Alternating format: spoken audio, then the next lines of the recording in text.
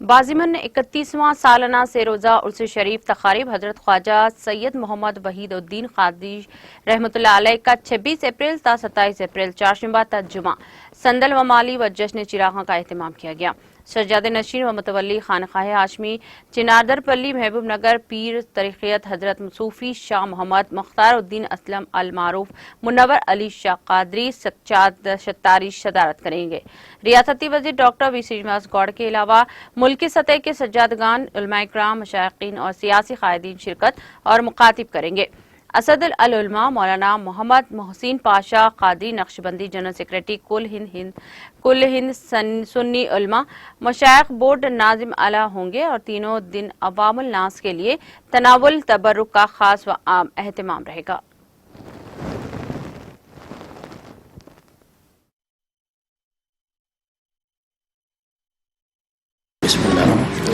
اعوذ باللہ من الشیطان الرجیم بسم اللہ الرحمن الرحیم۔ صوفی شاہ محمد مختار الدین اسلم المعروف منور علی شاہ قادری شتاری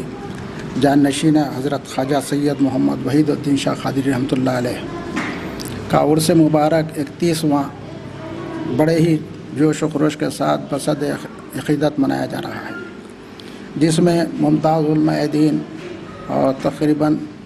آل انڈیا لیول پر جو ہے جتنے بھی جو ہے مشائخ الزام اور سجادگان ہیں ان کو مدعو کیا گیا ہے،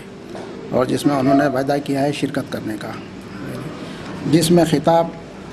حضرت علامہ ڈاکٹر سید محمد سیف اللہ صاحب قادری نائب شیخ الجامع نظامیہ مخاطب فرمائیں گے، اور غازی ملت اہل سنت حضرت سید غلام سمدانی حسینی المعروف علی قادری نبیرہ حضرت سید یحییٰ پاشا قادری صدر مرکزی انجمن قادریہ اور دیگر علماء دین اور مشائخ الزام مخاطب فرمائیں گے، جس میں عزت مآب ہردل عزیز ڈاکٹر سری